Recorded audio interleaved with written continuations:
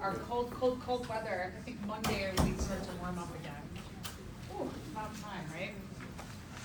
So today we'll finish up our classification and diversity lecture, and then we'll get into plants. And then in lab, you will finish up lab 22.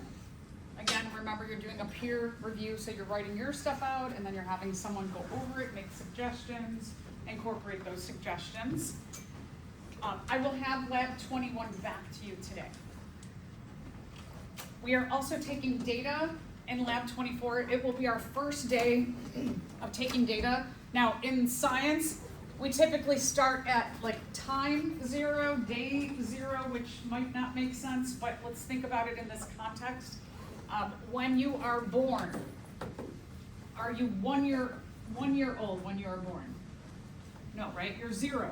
You're like start at time 0, and then over the next 12 months you become 1 year old. So we don't. That's why we don't start at 1. There are numbers and values between 0 and 1. So in science, we always start at 0. So today will be day 0. Tuesday will be day 5. Next Thursday will be day 7. So that's how we're counting. So today, what you are doing, and I'll show you in the lab too. Every plant that has germinated or sprouted, or I should say every seed that is germinated or sprouted into a plant, you are taking their measurement. And then we're also going to make these little paper rings, and we'll put them around each plant so that each plant gets a number. And then that way, when we go to take data the next time, your number 1, number 2, you can go back to tracking their growth. So we will take data on all 4 quadrats today, all 4 sections, and then we will also water and treat our plants. And then again, homework. You are studying for homework. Make sure, I'm so impressed. Great job for the majority of you are doing so great on writing out your study guide objectives, so keep that up. But don't forget to go back to the beginning of the semester and start studying that material. That's going to be really, really key. Our exam is February 17th, so it's about 3 weeks away. So that's still quite a bit away, but you want to make sure that you are reviewing, studying, quizzing yourself now so that it makes it really easy when you get to the exam time. That is your study guide. The study guide objectives is exactly what you will be tested on. Yeah, good question. I know a lot of students will be like, what else do we get? Yeah, that is your study guide. Basically my notes are the study guide. There will be no surprises. If it is not covered in your notes or on the study guide, it will not be on the exam. So I know we have an online textbook that goes along with my notes, my lectures, the study guide, but that's just supplemental. So like, for example, when we're looking at plants, we have 4 different chapters that there's material in. One of the chapters, there's only 1 section of that entire chapter that we cover. You don't have to worry about the rest of that chapter. You only have to worry about what's in my notes. So that's good for clarification, yeah. So anything that's in the notes, thus in the study guide, that's eligible to be on the exam. And then I also see in my house campus to have quizzes. Yes, those are optional. You can take them as many times as you want. Just another kind of support system. Great to go along with, like, after you've studied for a while, you can go back to those quizzes. You can retake them as many times as you want. They're not for credit. Yeah, so if you didn't see, thank you for that too. If you didn't see, there are quizzes on campus that give you some ideas about what exam will be like. Yeah, good. So use those again in your incorporation of studying. The exam, it's a big one. It's 84 questions for 80 points. Multiple choice, I'll get back to that in 1 second. So just like the multiple choice questions, I've been sprinkling through the lectures, exposing you to those kinds of just multiple choice, like regular multiple choice questions, but also know that there will be diagrams, illustrations, pictures, maybe graphs. If I spend time going over something for, if I have a graph or an illustration and I spend 10 minutes talking about it, it's probably something you should pay attention to. Yeah. Anything that's in the notes is eligible to be on the exam.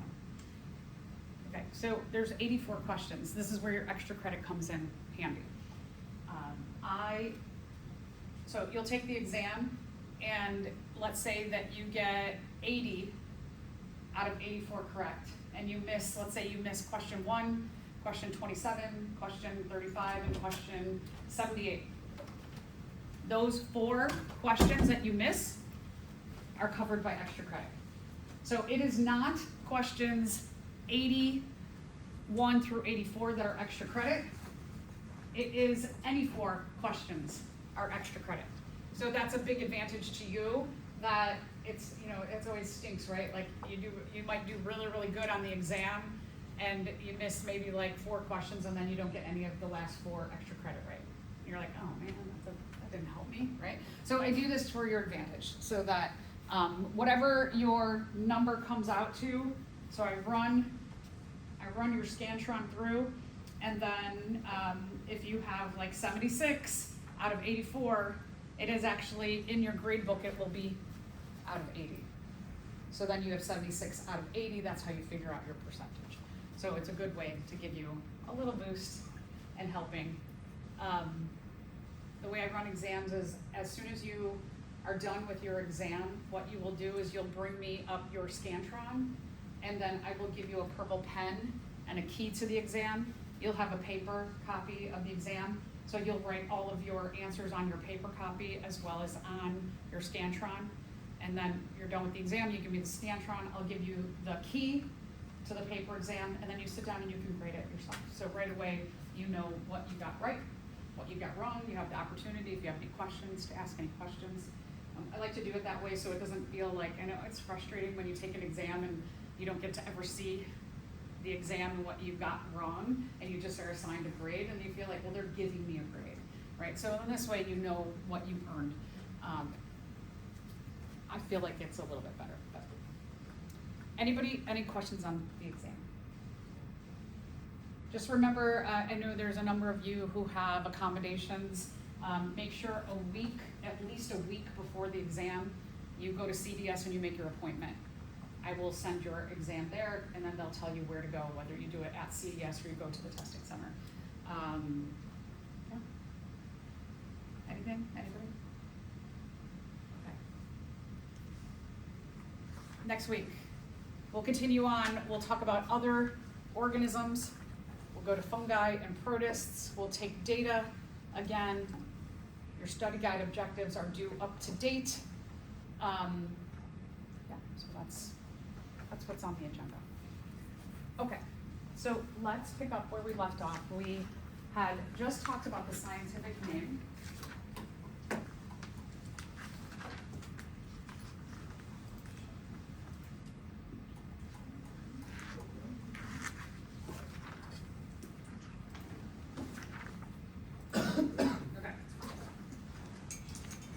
So little review. Which of these is the correct scientific name? And not necessarily like the spelling of it, but the way that it is written is correct. Remember, there are guidelines for writing the scientific name, so which one is done correctly out of these 5? Only one is completely correct. Good, okay. I hear C, very good. All right, so remember again that the genus name is capitalized, the species name is not capitalized. When you are typing, it is in italics. If we look at A, Homo sapiens,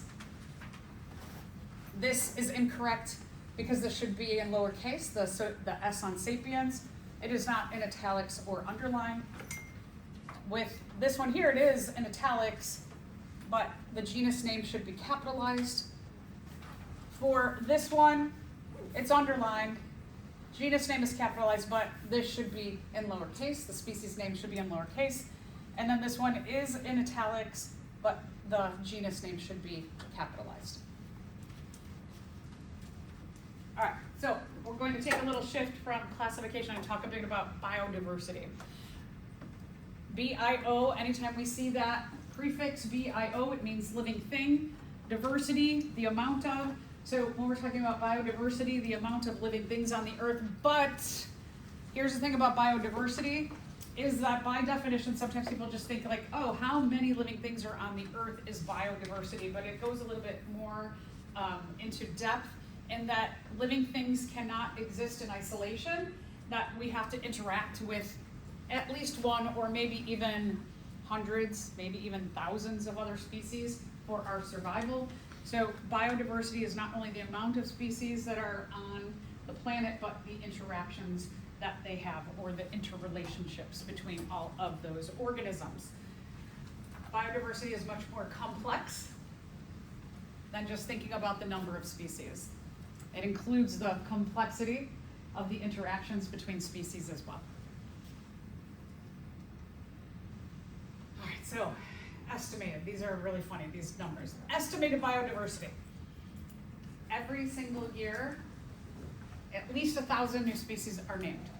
So wouldn't that be cool if you were a researcher and you're studying prokaryotes and you're working in a lab and you discover a new species of bacteria? That'd be pretty amazing. If you discover a new species, you get to name it. And so you could name it, a lot of times the naming, it's based in Greek and or Latin, or a combination of both language. Generally, you might name, the genus name might go along with, and based on doing some biochemistry, you might find that it's part of a certain genus, but then you get to name the species name, and you could name the species name after yourself. You could say, like, if I were going to name it, maybe I would name it like Candida zarowskia, and I could make the species name after myself, so that's kind of cool. Or if you're somebody who's working in a rainforest and looking at biodiversity in rainforests and you discover a new species of beetle, same thing, that you could name that after yourself. So anyway, lots of species, oh, not 1,000, 10,000. I said 1,000. Up to 10,000 new species are named every year. That's a lot, right? Isn't that impressive? I said 1,000 and then I'm like, oh no, I read that wrong. Okay, how many species are identified? About 1.5 million species are identified and named, but that does not include all the species that are out there. Oh, so how many species are out there? It depends. Some scientists on the conservative side say, oh, there's maybe like 7 million species, but there may be as many as 100 million species out there. So who knows? There's a lot of species that exist on the earth. All right, so this is another interesting thing. Identified species. Only 5% of species are prokaryotes and protists. What we're talking about are a lot of unicellular, simple organisms, or organisms that are small and colonial. They live in groups together, or maybe they're just like a smaller organism. Only 5% of those are named. 22% of plants and fungi, and the rest are animals. All right, let's think about this. Do you think animals, that there are the most animals on the earth, or do you think there are more microscopic organisms on the earth? Yeah, probably more microscopic, but look at that. It's kind of flipped in the amount of identified species. So we are humans, scientists in general, not in general, scientists are humans. Let's think about our wallpaper on our phones or our tablets or our computers. Does anybody on your wallpaper picture have a bacteria? Anybody have bacteria on there? And when you open your phone, you're like, you're so cute, bacteria. I just love you. And then you go about your day. Anyone? Right? Anybody in love with a bacterium? Okay. So bacteria, like think about the E. coli, right? When you opened up, when we were working with those plates and you were looking at it, were you like, that is the cutest bacteria I've ever seen? Anybody? Anybody admiring it, thinking like you're just endeared, you thought it was so cute, you took a picture and you sent it to your friends, you posted it somewhere, and we're like, do you see how cute this is? No, right? Like, we don't think that's cute. It looked like, I don't know, like snot almost, right? It's like gooey stuff on a plate. So they're not cute. They're not cute. Humans, we like things that look like us. We like animals because they have eyes, nose, and a mouth. They have ears. They're a little different than us, but they're kind of like us. But their differences make them cute, right? So we get endeared to things that look like us. Maybe some of you, I know like mushrooms are really on trend right now. Maybe a couple of you have like some kind of cool, funky mushroom picture. My phone case has mushrooms on it. Maybe you have a beautiful plant on your wallpaper. I know like Monstera, for example, is really on trend, maybe, but most of us probably have a human as our wallpaper, or a pet, or some other animal, I would guess, right? So we are just more endeared to things that look like us. The other thing is doing research. So, like for example, I'm a marine biologist. I go and do research on coral reefs, and I take videos and pictures, and I can see the animals swimming in front of me pretty easily, or I can hover above an area of coral reef and I can zoom in and I can look for little small creatures and take videos and pictures of them. It's pretty easy to do that. I mean, for me, I do need to be able to snorkel and scuba dive to do my research, but it's not that hard, right? It's pretty easy for me to access a coral reef. I can just get on a plane, I can go down to Florida, and I can just get in the water with a camera and I can do some research. Now, let's say that I'm doing research on bacteria or archaea. Now what I have to do is I've got to get on a plane, but I have to bring a ton of equipment. I've got to bring agar plates, which means I have to make those agar plates before I go. I've got to bring swabs with me. I've got to bring some kind of container to contain any waste products that I use. So if I'm swabbing something and I'm plating it out, I have to do something with that swab. So I have to make sure that I also have like alcohol that can kill any bacteria that on that swab. Then I've got to take the plates, I have to put them in an incubator. And then once I incubate those plates, maybe I'm looking for growth on the plate. Maybe I'm going to take it a couple steps further and I'm going to take that growth and I'm going to put them on slides. A lot of prokaryotes need to be dyed in order to determine what species they are. So then I have to stain them. I need slides and cover slips and stain and an incubator, and then maybe also I'm going to take it another step further in my research and I'm going to sequence the DNA of those species. So see the difference in how much time and energy it takes to research prokaryotes versus just, I can hop in the water and I can take pictures and look and observe. So it's a lot easier to study animals, it's a lot less complex often than it is these smaller organisms. But there are very, very likely these numbers should be flipped in terms of biodiversity. Okay, so animals, again, most easily identified. They're cute. Even some of the ugly ones we think are cute, right?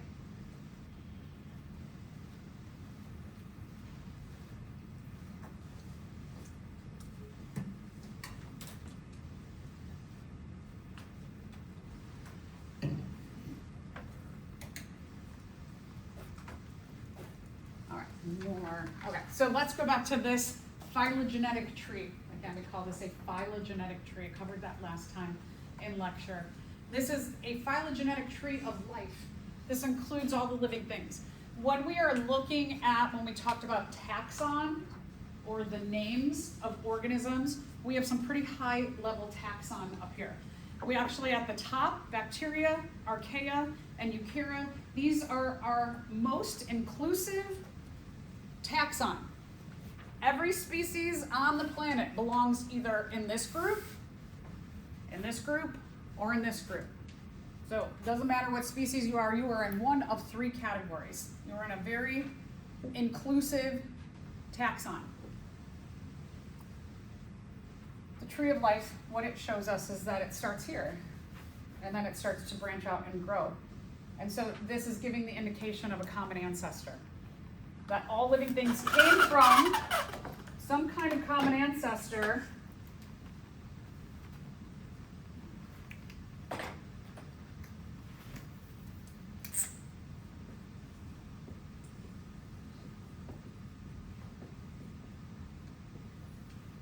So we have a common ancestor there for the tree of life. And then that common ancestor, we have the process of speciation happens. And we start to get two branches from that common ancestor. And then eventually you have, again,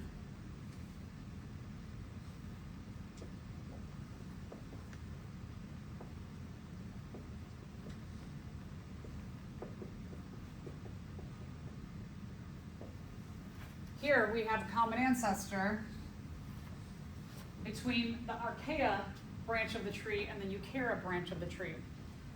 And so every time you have a branch,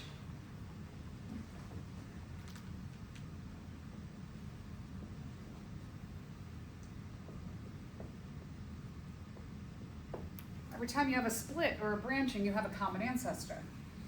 You have an organism that has some of the characteristics of this branch and some of that branch, just like Archaeopteryx.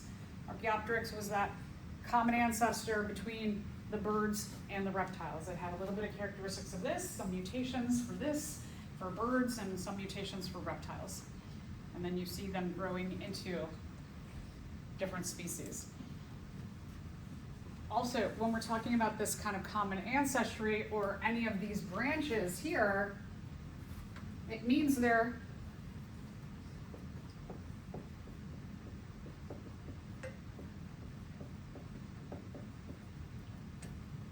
most recently related. So let's take a look at animals. Who are animals most recently related to? What group? Let's take a look up here. The fungi. So with animals, we have a common ancestor with fungus. That's crazy, right? But that's what we found based on biochemistry. All right, let's talk about these animals, fungi, plants, and protists. What these are the next level down of taxon. And these terms here, these are called kingdoms. So we have domain, most inclusive, and then we go down one taxon level to kingdoms, and then we go phylum, class, order, family, genus, species. Notice that the eukarya, it's the only domain that has kingdoms. But we just said that probably the prokaryotes have a lot more biodiversity on the earth, but they don't have kingdoms yet. Do you think it would be important to have taxonomy, naming, systematics, branches made of prokaryotes, especially those that might influence us to have certain diseases or those that are antibiotic resistance? Would that be important for us as humans and our survival? Yeah, right? So here's the thing, is that there's not a ton of research done in these areas. And especially when we look at the bacterial areas and knowing more, and we'll talk more about this we'll talk about next week when we talk more about prokaryotes, the bacteria and the archaea. The bacteria and archaea and some other microorganisms in the protists, they make up what we call our microbiome. There's that bio in there, right? Micro meaning really, really small, bio, living things. Our microbiome is all of the organisms that live in and on us. And our microbiome, for the most part, supports us being healthy. There's biodiversity in action, right? We've got tons and tons of different species that live in and on us. We have our own biome or our own ecosystem. We are an ecosystem that has a lot of organisms that live in and on us. And for the most part, like I said, most of those microbiome organisms, mostly these, some of these, probably some of those. most of them are helping us to stay healthy. But as I mentioned before, there are some in here that can have antibiotic resistance, some that can influence whether you have a disease or you do not have a disease. So there's so much research going on in the field of microbiology and microbiomes and the relationship of these microscopic organisms with our own health. So if you're somebody who was like, I want to go into medical, and maybe you're like Charles Darwin, where you're like, I'm a little squeamish about blood. And I always thought I want to be a doctor. My parents were always like, you will be a doctor. Well, you can do a lot in the field of medicine without working with blood. You could go into antibiotic resistance research. You could go into microbiome research. You could research the connection between genetic diabetes and certain bacteria that live in and on us, and whether those two things, when they are present at the same time, the outcome of people having diabetes, maybe type 1, maybe type 2, or not. And what you can do as a researcher to alter a microbiome so that people who have the genetic factor and exposure to certain bacteria have the disease, or perhaps maybe your research could lead you to, if we seed the people, we give them some kind of exposure to a bunch of these really helpful bacteria, will take away that connection between genetic diabetes and this bacteria that influences them to see that disease explode in them. But you could bring about all these other bacteria, you can give them those bacteria, and now they don't have that connection anymore. And that's the kind of things that are going on in the world. So if you're somebody who's like, I want to be a pharmacist, and you thought like, okay, I'm going to be a pharmacist, I'm just going to go behind the counter, I'm going to read what the prescriptions are, and then I'm going to put all the pills into bottles and then give them to patients and maybe advise patients. The field of pharmaceuticals, microbiome research, medicine, bioengineering, there's all kinds of stuff that can be done in terms of medicine and health that don't involve being necessarily a medical doctor. If you don't know this, the UIC here, just right here in our backyard, they have an amazing bioengineering program. So if some of the stuff that I'm talking about, especially in this unit, you're like, that's pretty interesting, check out that program. It's really prestigious, it's really great. I know people who have come through there. I've had students go through there. There's a few professors here who have gone through there. It's awesome. And it's actually it can be pretty lucrative in terms of the research that's done. Okay, so every time you have a branch, it means there's a connection. There's a common ancestor there. It means you're most closely related. So branches mean common ancestry. Again, common ancestor, you have a branch. It means they have a common ancestor. They have some genetics in common, but speciation has occurred and led to different species. So on this illustration, I have arrows showing common ancestry.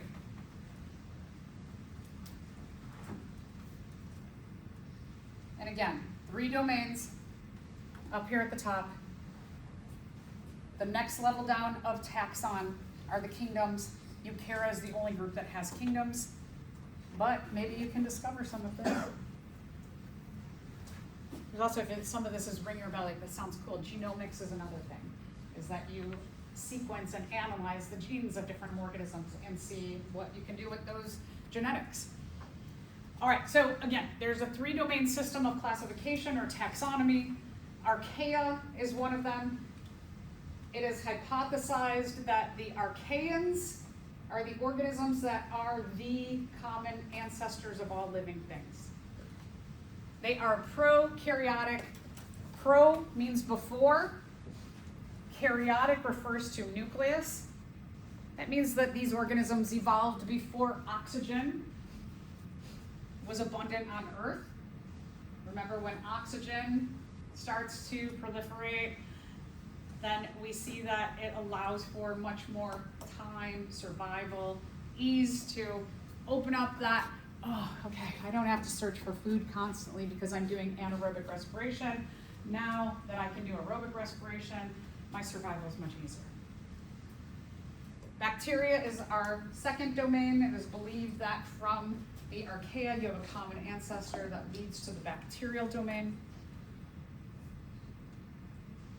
They are also before karyotic nucleus.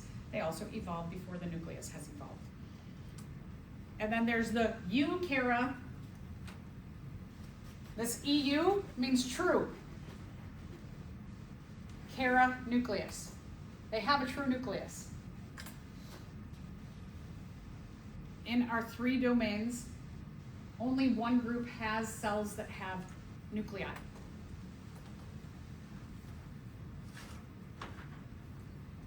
The eukarya have the kingdoms, and they have this variety of different kinds of kingdoms. There's a group.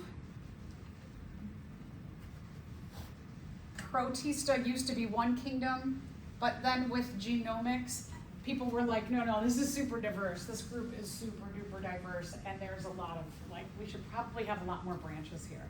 So this is something, the protist kingdoms, the taxonomy, the phylogenetic tree that is being made, it keeps changing year to year right now because of all the work that's going on in genomics. This is another, I just wanted to show you a couple other phylogenetic trees and different ways that they're utilized. You can make all kinds of phylogenetic trees. This one has a little bit more detail. This shows all of the eukarya. This is a eukarya phylogenetic tree. This is Animalia, the animals, fungi, the fungus, and this is Plantae, the plants. All the rest of these belong to the protists. They are some kind of protist type organisms. So, like I said, maybe 15 years ago, Protista was one kingdom, but now we have all these other groups that they're starting to determine, they're pretty different. All right, so just again, a little bit about eukarya. Everybody in eukarya, the cells have a nucleus. Oh, is that not there? What? Yeah, you got it. Okay. It's on the page before the phylogenetic tree. Okay, so all the cells have a nucleus, and it includes these groups. One thing, students often have a question about what's the difference between eukaryotic and eukaryote. Eukaryote is a noun, so I could say this is a eukaryote. Or I could say this is a eukaryotic cell. Eukaryotic is an adjective. It describes the noun cell. So eukaryotic, eukarya both say these cells, they have a true nucleus. And then this is just another phylogenetic tree. Show you a difference between the one I showed you before with the eukarya and this one. Again, these are all different kinds of protists. And then we have the plants, the fungi, and the animals. All right, so in terms of taxon, what is the correct classification order from the largest, most inclusive grouping to the least inclusive? What are we going to start with for sure? Are we going to start with species or domain? Yeah, good. That gives you kind of a clue, right? Even if you were like, oh, I don't remember any of this, it is not very likely I'm going to give you one and be like, yep, that's it. Okay, so that one, A, we can get rid of. What are we going to end with? Good, species. Okay, so all these four start with domain, end with species. That doesn't give us any clues in between. And so what is the second one? What's the second taxon? Is it kingdom or phylum? Domain, kingdom. Okay, so we can get rid of that one. What's next? Phylum or family? Phylum, domain, kingdom, phylum. We can get rid of that one. Is it class or order next? Good. So domain, kingdom, phylum, class, order, family, genus, species is correct. So you need to recognize the taxon ordering. I do like a lot of questions that are like, what's the order? What's the order of this? What's the order? Okay, let's talk about plants now.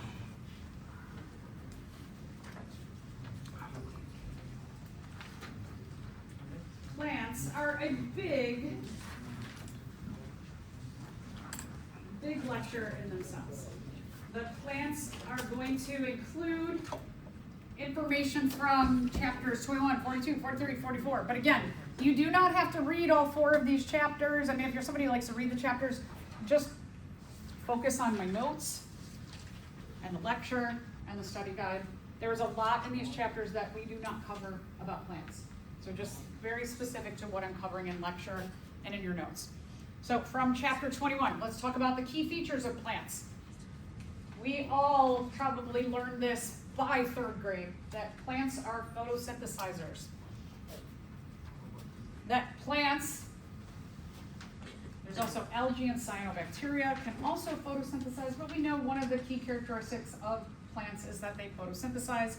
And what we mean by that is they take carbon dioxide, water, and sunlight energy, and they go through a long metabolic process, and they kick out oxygen that we need for our metabolism to break down the food that they make.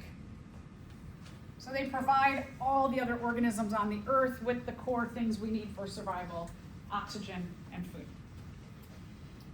Plants are multicellular. They are not unicellular like a prokaryote, so they're a little bit bigger in size. Some plants will see moss, for example, can be really, really small. You could have duckweed, which is really small. You can have some plants that are just millimeters big. Some of them, not many, are very, very tiny, but then you can have some that are hundreds of meters large. So we have a great diversity in the size of the plants. Plants do all kinds of weird things that other organisms cannot do.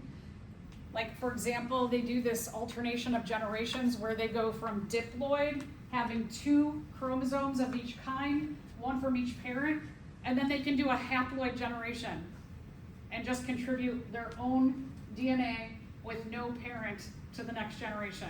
And then they go back to diploid and haploid. And that, like, no other organisms can do that. So plants do all kinds of strange things. We'll look at some of these strange things through lecture that they do. So I just want to mention, there's a lot of things that plants do. If you ever take a botany class, you'll be like, these are weird, so weird. Plants are really, really interesting and the different adaptations that different groups have. All right, so let's talk about the impact of plants on other organisms.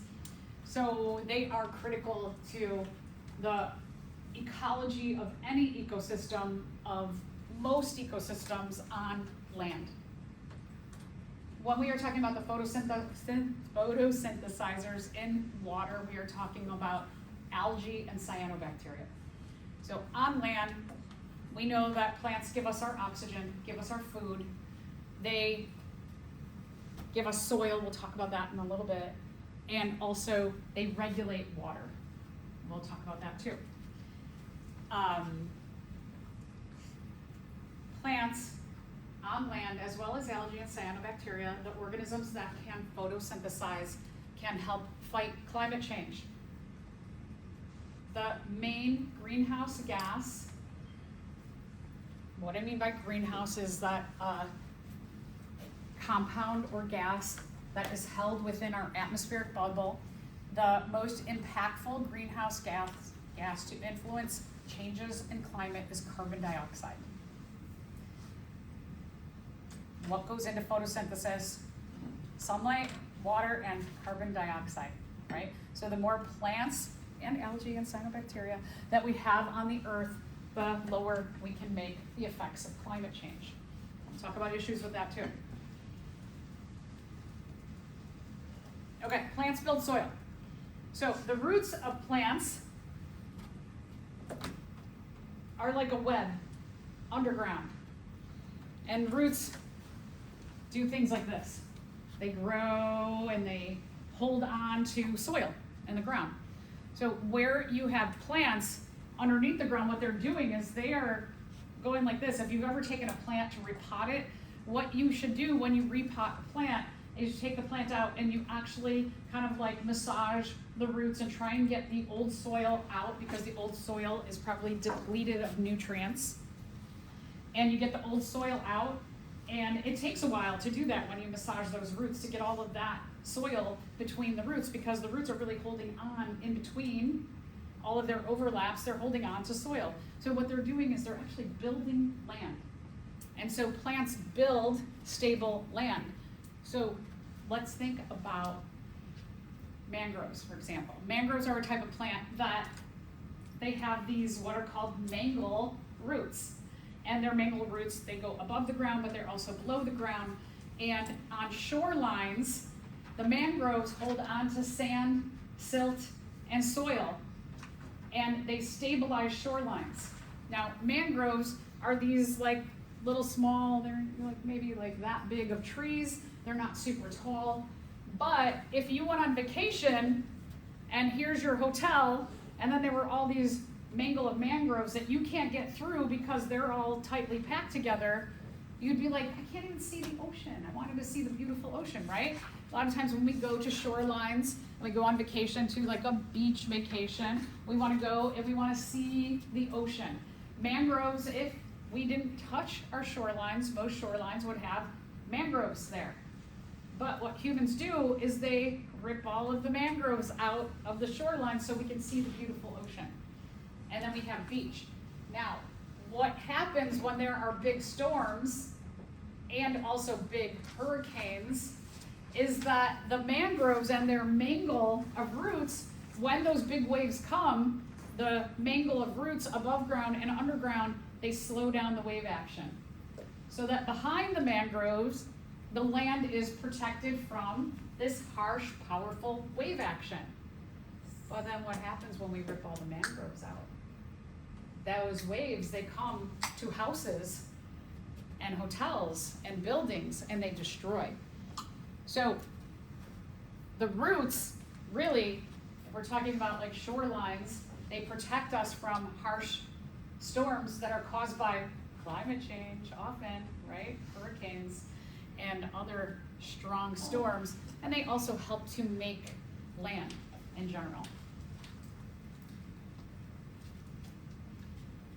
Plants keep ecosystems moist and hydrated. We are going to learn that the way that plants get water and hydrate themselves is actually by losing water at the tops of the plant. So we'll talk about hydrogen bonding and water molecules and all that and cool stuff. But in general, plants have to actually lose water to pull water up through their bodies. And when they lose water, they add moisture to the atmosphere. And they keep our atmosphere keep our atmosphere having humidity. Let's just think about the winter versus the summer. So right now, because plants, right, if we look out our window, our trees are dormant right now.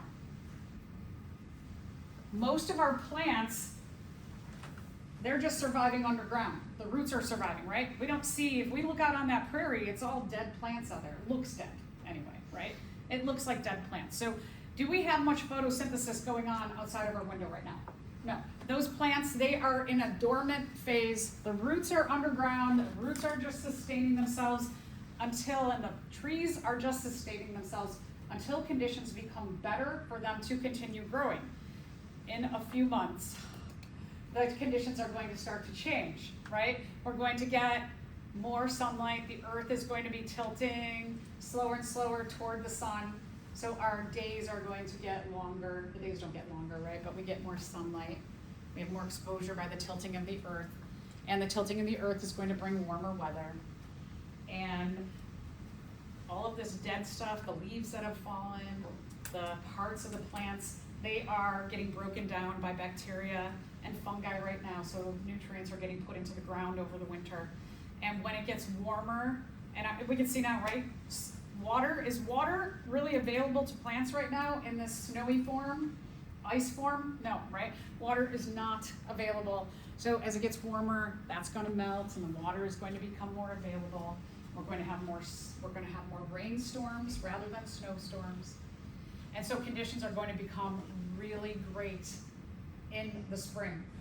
And so right now, the lack of ability to photosynthesize and the dormant phase right now is not allowing for the plants to take water up and lose water here and add humidity or moisture to the air.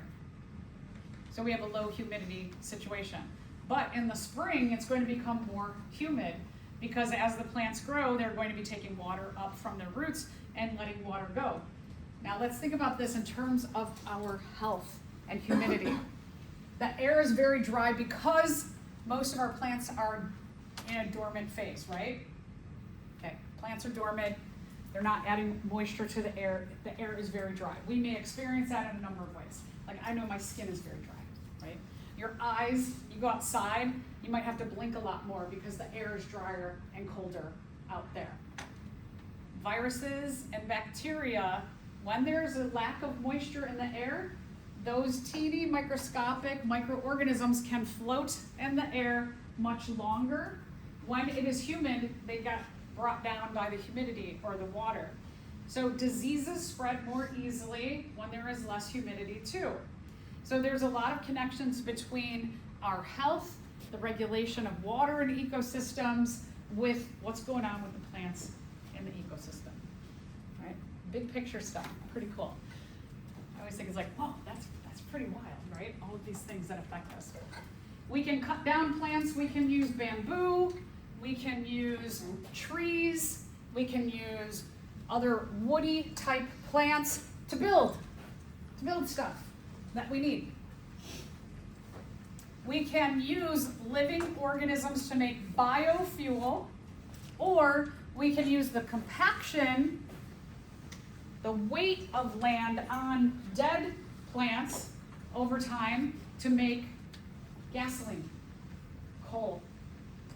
So we can make some natural gas from that. So we get our fuels. There are a lot of plants that make medicine for us. Aspirin, for example, came from a plant source. There are lots and lots of plants that do medicinal jobs for us. I have a student who he has been researching last semester, and he's going to continue his research on a prairie plant that we have right up here called Monarda. And he has been taking that Monarda from the prairie, he's been blending it down, and he's inside of that Monarda, there is a chemical that has antibiotic properties to it. So he is trying to see if he can discover a new form of antibiotic and its effect on different kinds of bacteria right now. Pretty cool, right? So we can get a lot of medicines from plants as well. So if you're like, whoa, that's pretty cool. There's huge fields out there in terms of, again, medicine. So, many medicines. Also, the malaria drug, Taxol, that came from a plant. There are painkillers like morphine and codeine that come from plant sources. These more natural forms of medicine often have less side effects on humans, too.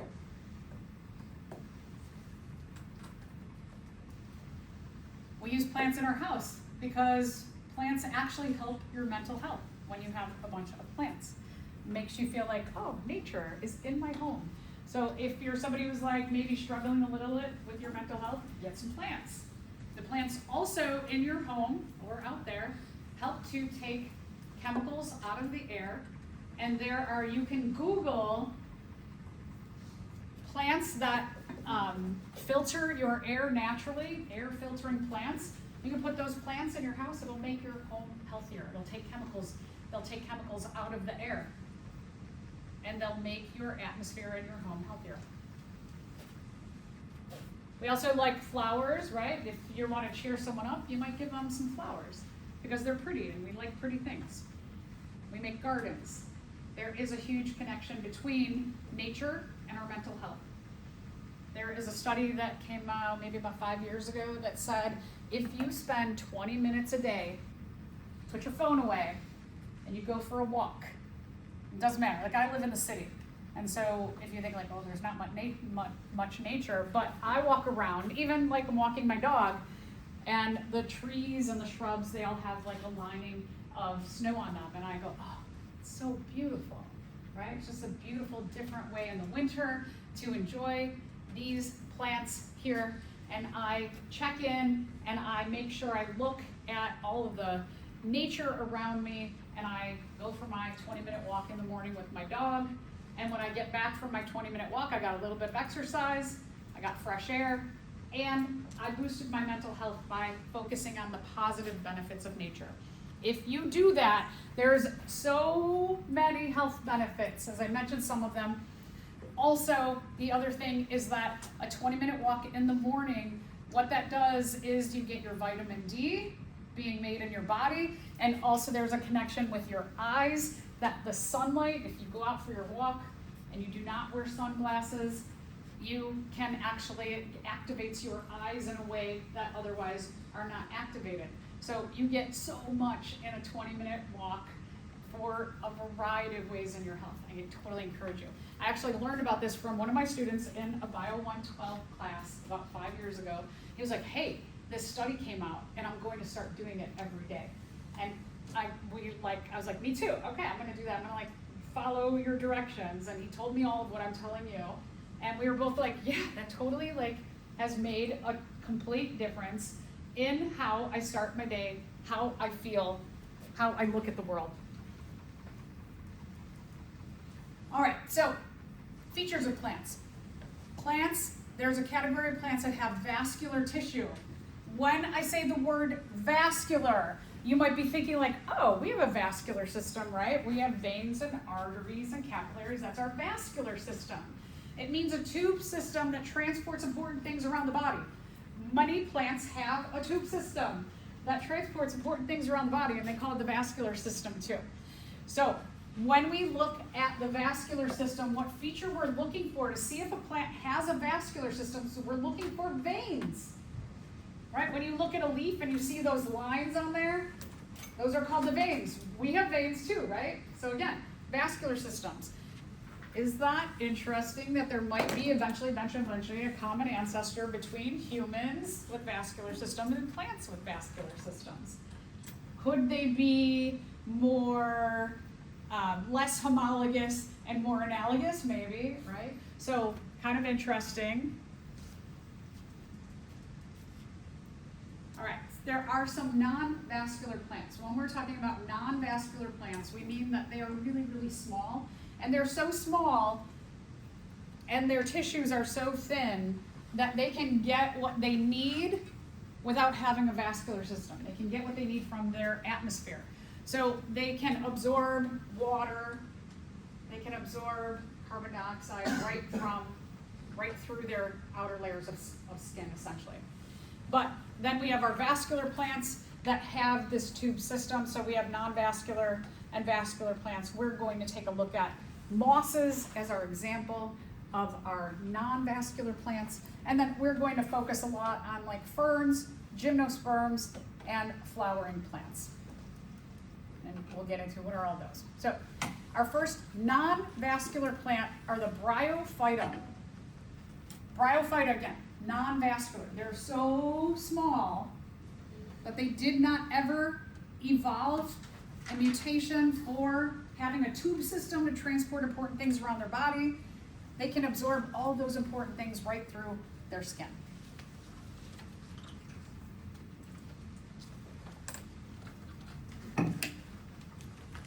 You'll see the mosses often like this. They look like green carpet. They grow on rocks, they grow on logs. They say that you can often, if you ever get lost, that you can tell your direction by seeing what side moss is growing on a tree, because I believe it's from the east where the sun rises, there's more sun exposure than from the west, so you can at least tell east and west that way. So oftentimes trees, if you go hiking, you'll see one side is kind of green and the other side is brown, because the one side has moss growing on them. Pretty wild that they could just grow on a bare rock. But remember, rocks aren't just a pile of nothing. Rocks have minerals in them too. So they can get some of their nutrients from rocks as well. They generally grow in places where there's a lot of humidity so that they can absorb water without having veins in their body. One of the most common mosses is called sphagnum moss. It makes things really in piles, it's squishy. There's a great conglomeration of moss up north in the Chicagoland area. It's in Volo, Illinois, V-O-L-O. the Volo Bog, you can go and you can walk on these like thick mats of moss there, and it's like a little bit squishy land. Oftentimes these moss conglomerations, they'll hold on to more acidic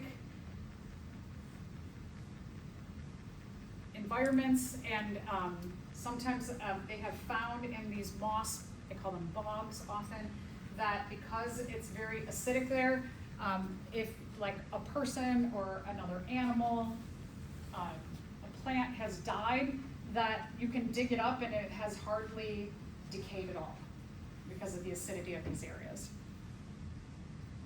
Moss can also be used as fuel. It can be used as a biofuel.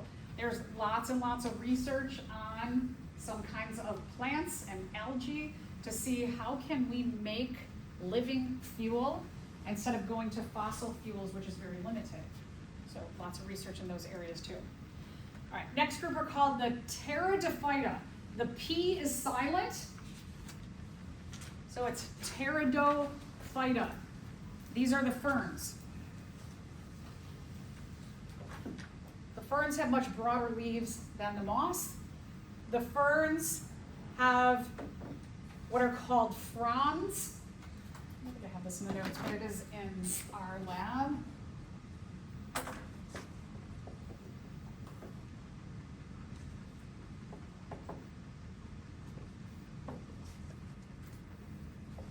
So the large leaves have fronds.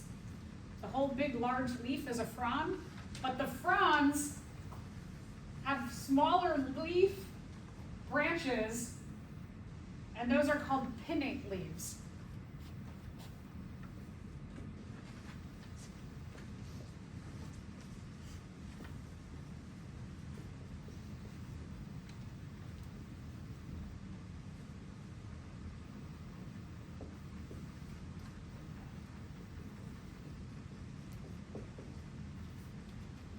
So you have the big leaf, and then the big leaf has smaller leaves, and what we call those smaller leaves, we call those pinnate leaves.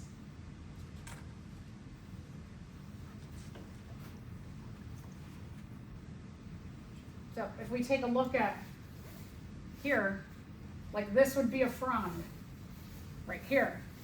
But see on the frond, it's got a smaller leaf that has smaller leaves. So we would say this is the frond, and then these are the pinnate leaves. So it's like the leaf has the leaf that has the leaf on them. Other characteristics of the ferns is that when ferns are first growing or they're growing new leaves, they make what are called fiddleheads, like the end of a violin. So where you put your chin, right, on the violin, the other end where the strings are connected to it grows like this, or it's formed like that, right? So formed like a fiddle, here. This is a frond that is growing, so a frond that is growing, and all of these little tiny fiddles that are on there are the pinnate leaves. So frond, and then all the little pinnate leaves are growing on there to make that. It'll unroll. All of those will unroll into that.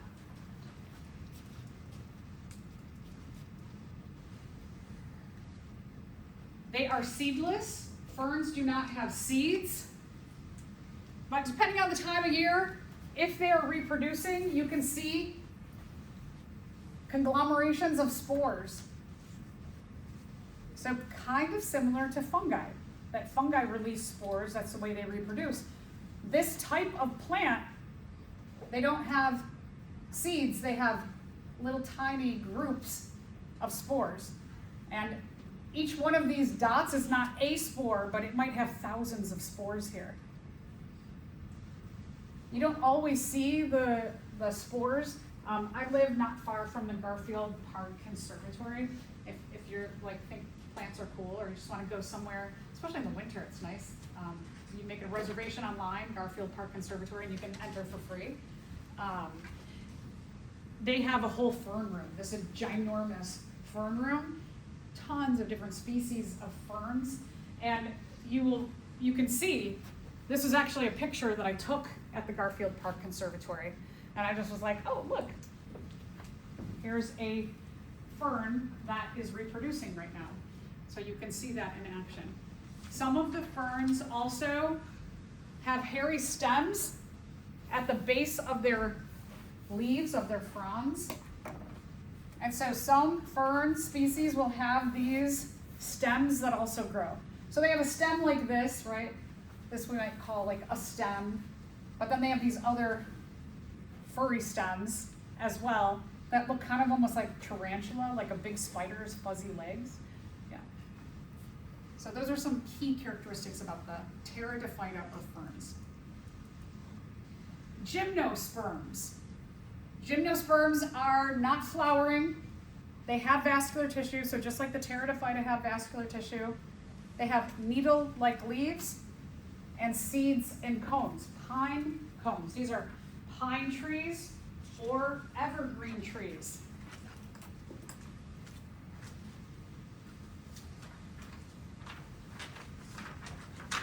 Different species of gymnosperms have different forms of pine cones. So there's a little variety of them. Some pine cones can be this big. Some of them can be really, really small. Depends on the size of the tree, depends on what's going on in the environment. There are a huge diversity of gymnosperms around the world. They don't always look like, quote unquote, a Christmas tree, but you can see some that look very similar to trees we have here, but they don't lose their leaves throughout the year.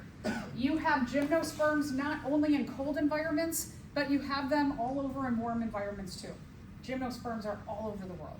That's often a misconception that these kinds of pines are in cold weather, but we can have all kinds of different pines that we find in warm weather as well. And then there are the angiosperms, which are the flowering plants. Flowers are used to produce seeds. Flowering plants make fruit. Sometimes we call those vegetables. There's almost 250,000 different species of angiosperms,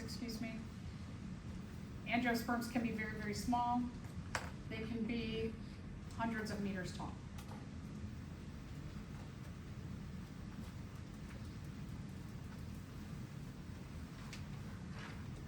Flowers can look very different. Acorns from an oak tree like we have here in our area of the world, these are produced from a flower. Would you ever think that an oak tree is a flowering plant? No, right? But they are. A lot of the trees in our areas, the maple trees, the oak trees, they are flowering plants. So flowers can be really, really, really weird. We often think of flowers like this stuff, right? Bright and pretty, colorful, smell nice, but not necessarily. All right, some major adaptations of the angiosperms are flowers, fruits, and wide leaves. Wide leaves can be wide like that, meaning that they're not microscopic. Wide leaves mean they're bigger leaves than a moss.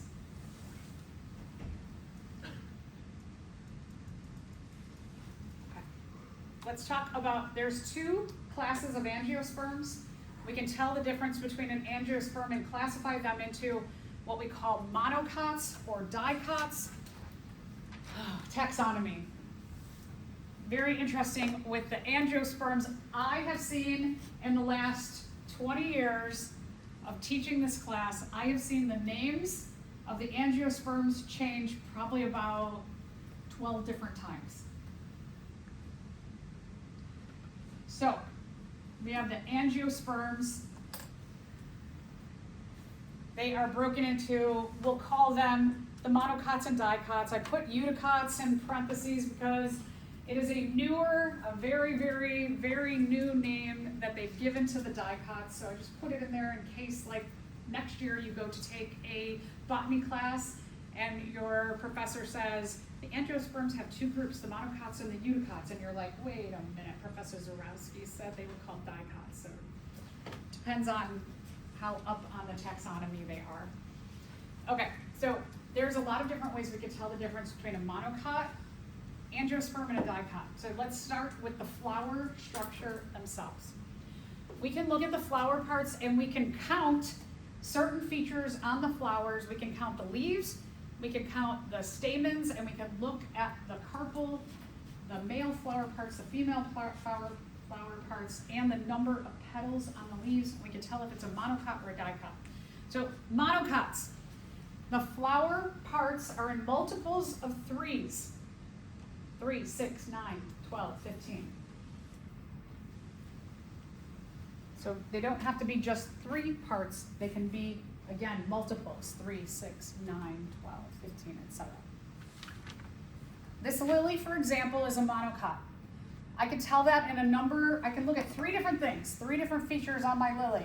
One is I can count the flower petals. 1, 2, 3, 4, 5, 6. That's a multiple of 3. The male flower parts are the stamens, these things that stick out here. 1, 2, 3, 4, 5, 6. Multiple of 3 on the stamens. The female flower part, the carpel, it has 3 parts, 1, 2, 3. So when I take a look at the female part of the flower, right there in the middle,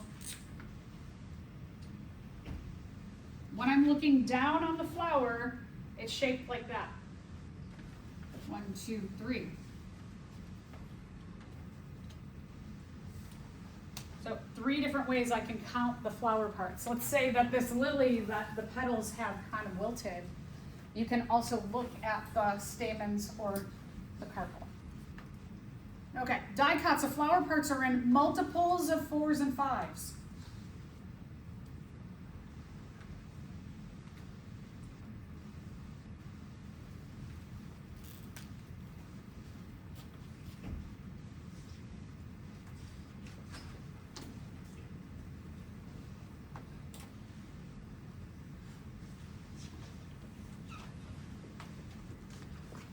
So the female flower part in the middle is going to look like this or this.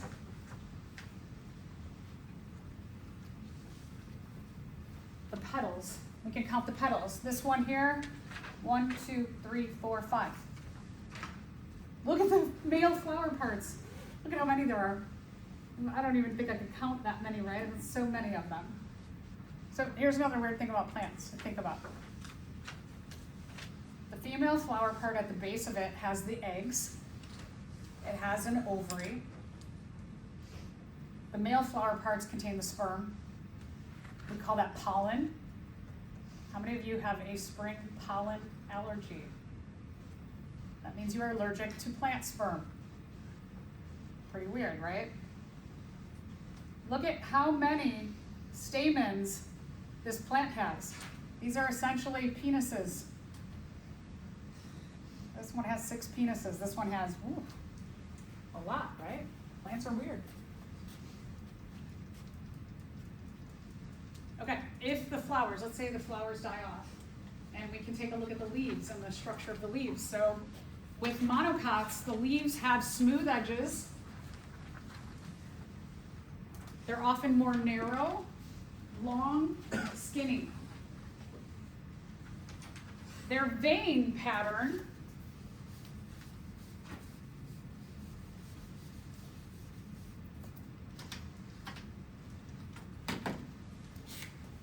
I believe you have it on your paper.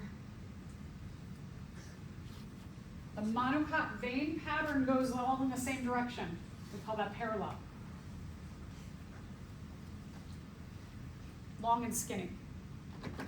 The dicots have 2 main shapes, either oval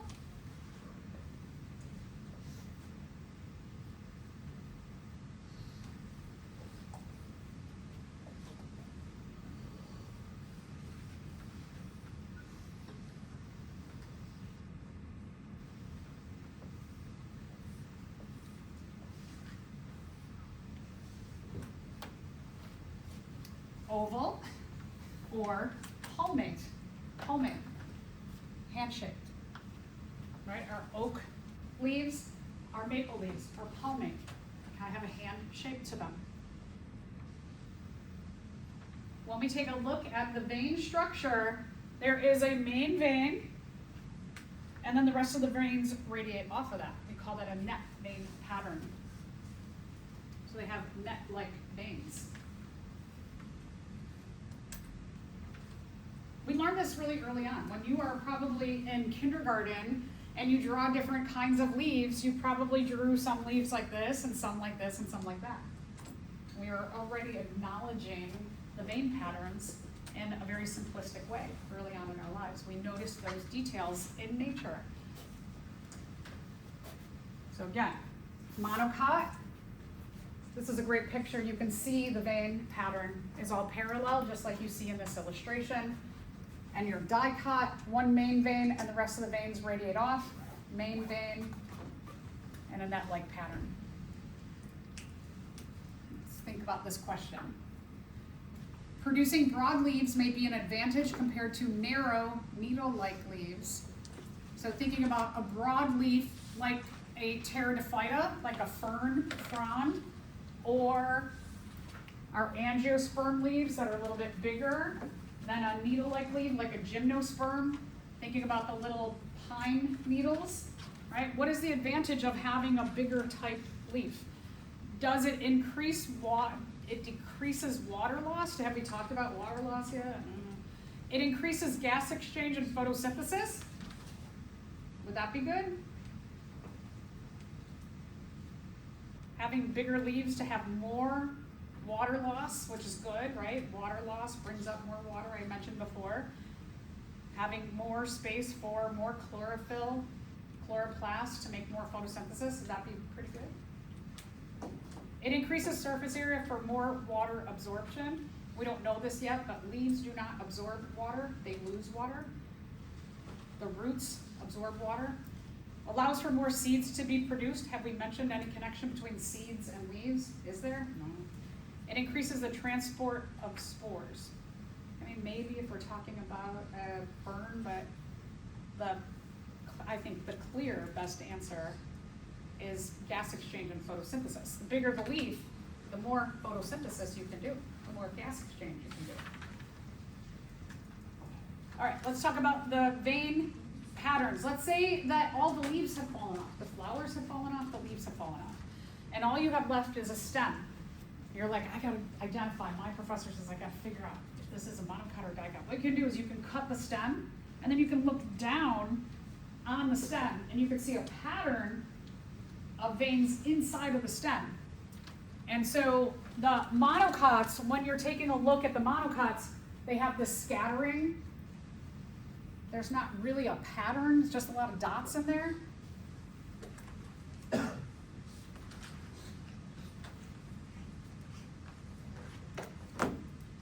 Under the microscope, you'll take a look at next week.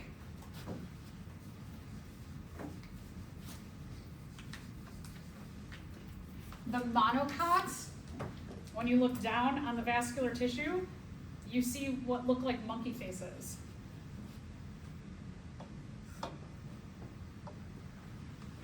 You see things like that.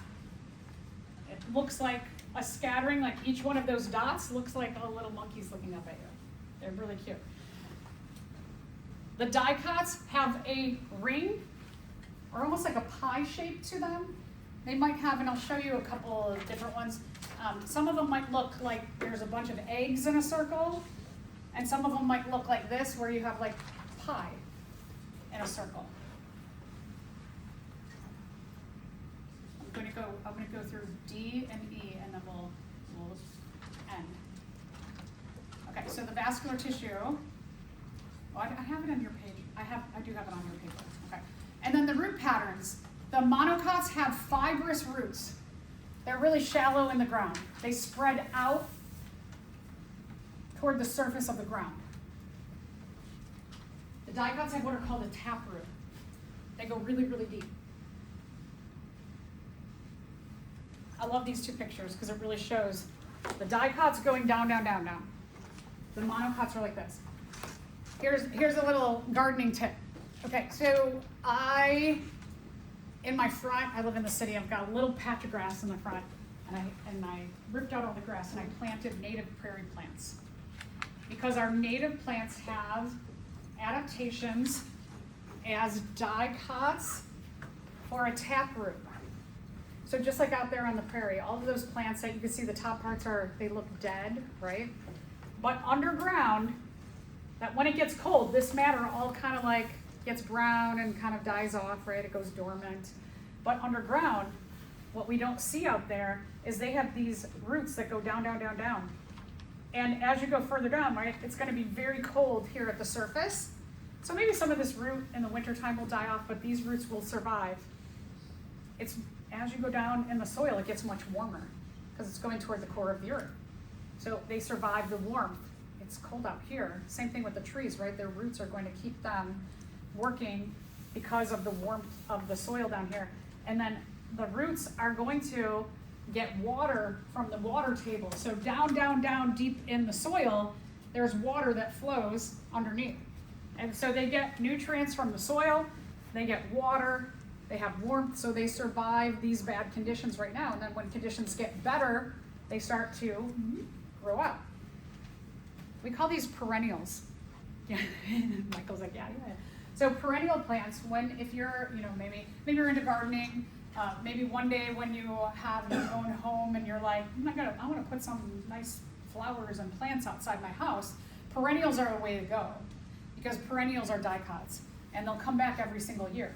So the first year you have to really, really take care of your dicots or your perennials, and then the next year they're just going to come back and come back. You might have to trim them a little bit to make them pretty.